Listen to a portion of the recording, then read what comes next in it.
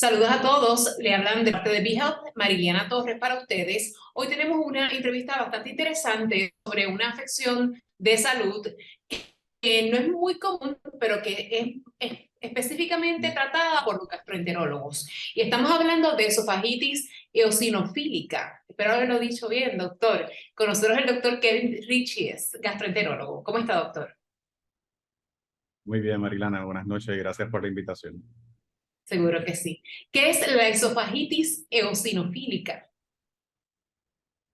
Bueno, primero que todo, ¿verdad? Hay que Ujú. definir ambos términos por separado. El término esofagitis meramente quiere decir inflamación del esófago. Eosinofílica quiere decir que la inflamación contiene un infiltrado de eosinófilos. Los eosinófilos son un tipo de glóbulo blanco, ¿verdad? Hay múltiples tipos de glóbulos blancos en el cuerpo. Y estos glóbulos blancos que se conocen como eosinófilos, pues participan más bien o son reclutados en las áreas donde hay reacciones alérgicas.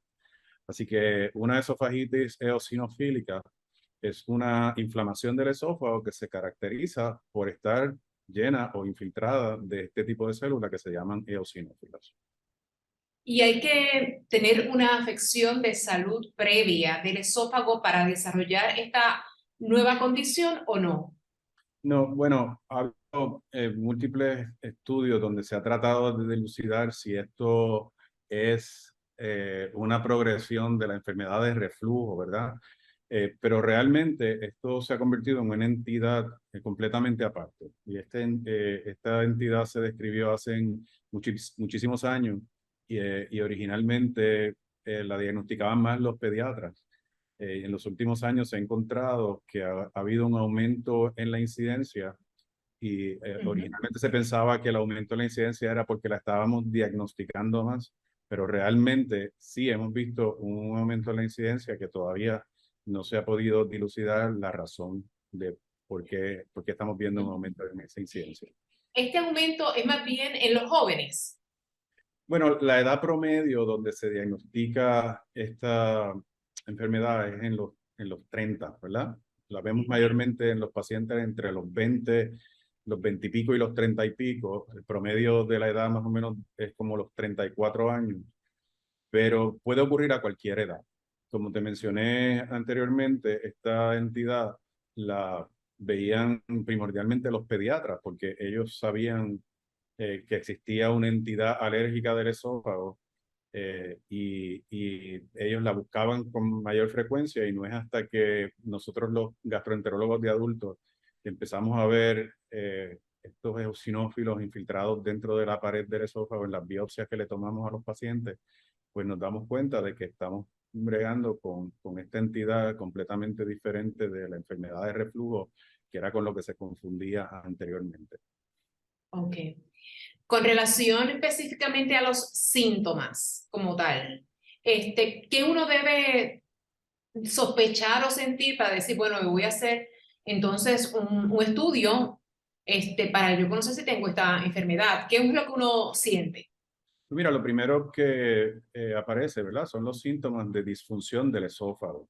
Recuerda que el esófago es un órgano que está rodeado por dos capas de músculo, ¿verdad? Y tiene una Ujú. función de propulsar el bolo de comida desde la boca hasta el estómago, ¿verdad? Okay. Sería lógico pensar que cuando tú tragas, el mero hecho de tú estar sentado o de pie sería suficiente para que la gravedad llevara el bolo alimenticio hacia el Ujú. estómago. Sin embargo, no es tan sencillo como eso, ¿verdad?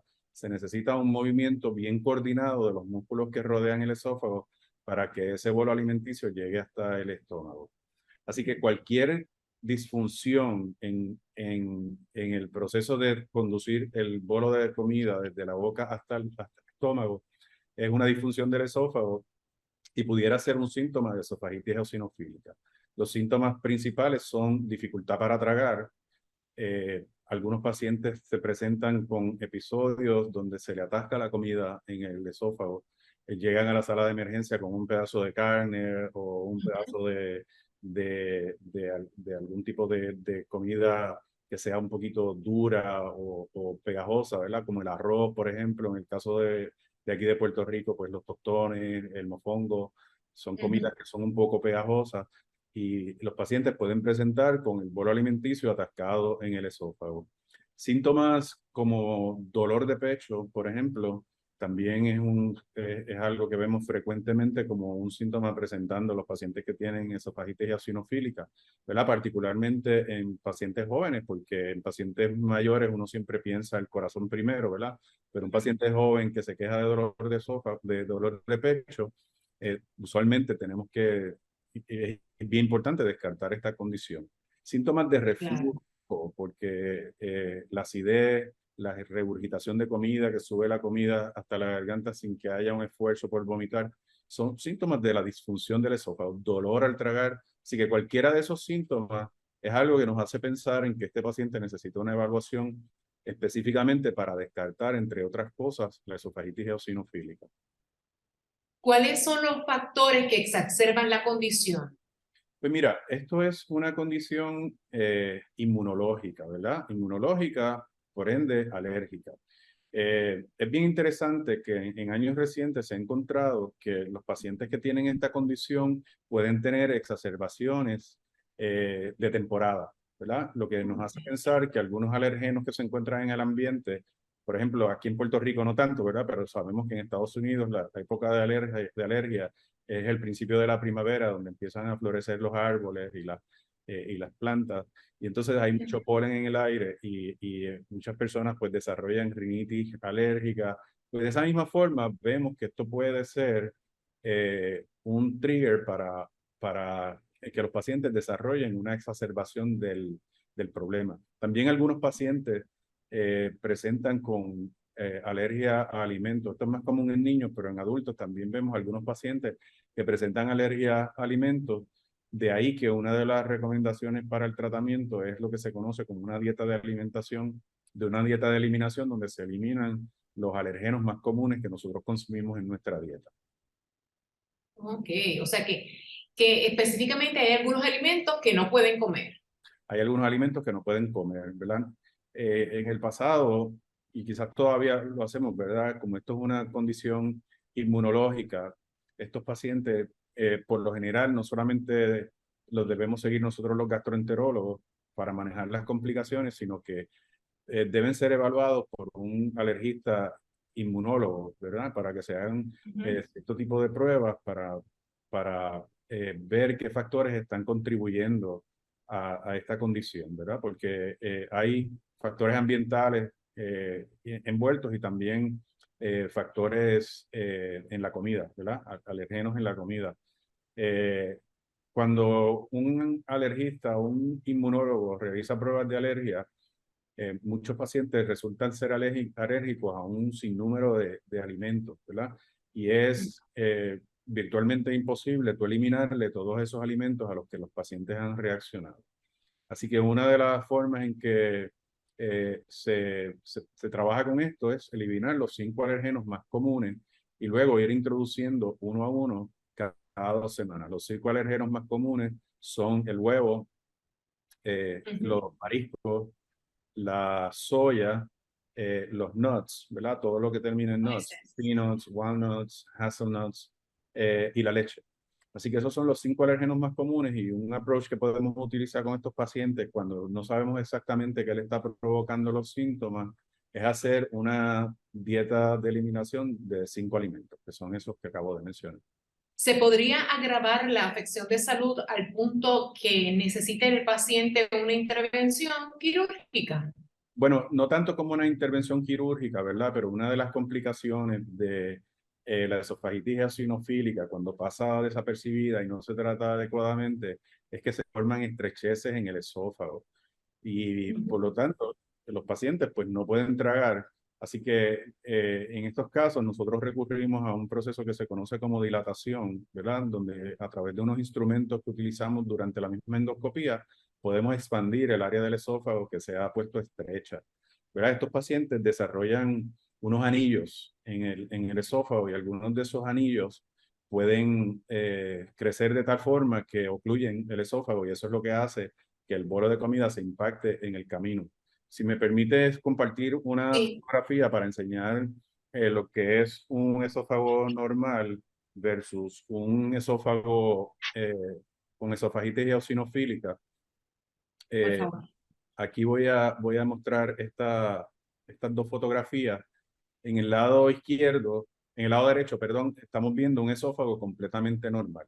Fíjense que el esófago es un órgano liso, ¿verdad? Es como un tubo que conduce desde la garganta hasta el estómago, y es un tubo hueco, ¿verdad? Entonces, la esofagitis eosinofílica crea una reacción inflamatoria que forma múltiples anillos concéntricos, como estamos viendo en la fotografía de la izquierda. Muchas veces estos anillos son bien prominentes, a veces son bien sutiles y nos pasan desapercibidos, pero muchas veces son bien prominentes. Y cuando estos anillos crecen hacia adentro del esófago, pueden causar una estrechez del esófago. Y eso es donde nosotros entonces tenemos que intervenir utilizando los instrumentos que pasamos a través del mismo endoscopio para hacer una expansión o una dilatación del área que se ha puesto estrecha. Qué perfectos son esos anillos, cómo ¿Mm? se forman. Sí. Los anillos son como que perfectos, Sí, son a eso se muchos. conoce anillos concéntricos porque tienen un solo centro y están como todos interpuestos uno sobre otro. Ah, ok.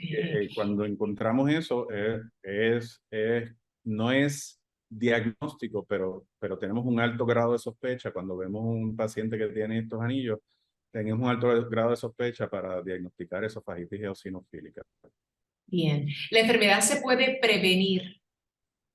Bueno, no tanto como prevenir, ¿verdad? Porque no hay ningún tratamiento preventivo, porque no podemos predecir a quién le va a dar y a quién no, ¿verdad? Sabemos que hay unas asociaciones con algunas otras condiciones alérgicas, como por ejemplo el asma, la dermatitis atópica, a ver estas asociaciones, pues cuando un paciente tiene una de esas condiciones, y además tiene síntomas del esófago como dificultad para tragar, acidez, dolor de pecho, episodios donde se ha encajado la comida en el esófago, pues entonces tenemos un alto grado de sospecha para ir a diagnosticarla. Pero realmente de que haya algo preventivo, pues no, porque es difícil predecir a quién le va a dar y a quién no. Bien. Doctor, para las personas que nos están viendo, por favor, el número de teléfono suyo y la ubicación de su oficina. Mi oficina está ubicada en la torre médica del Hospital Auxilio Mutuo, la oficina 401. El teléfono es el 777-0977, comenzando con el área code 787. Perfecto. Muchas gracias por la información. Ha sido muy interesante esta conversación sobre una afección de salud que por lo menos yo la desconocía y que me causa bastantes preguntas sobre qué puede pasar y qué uno debe sentir. Esofagitis eosinofílica. Así que muchas gracias por aclarar nuestras dudas.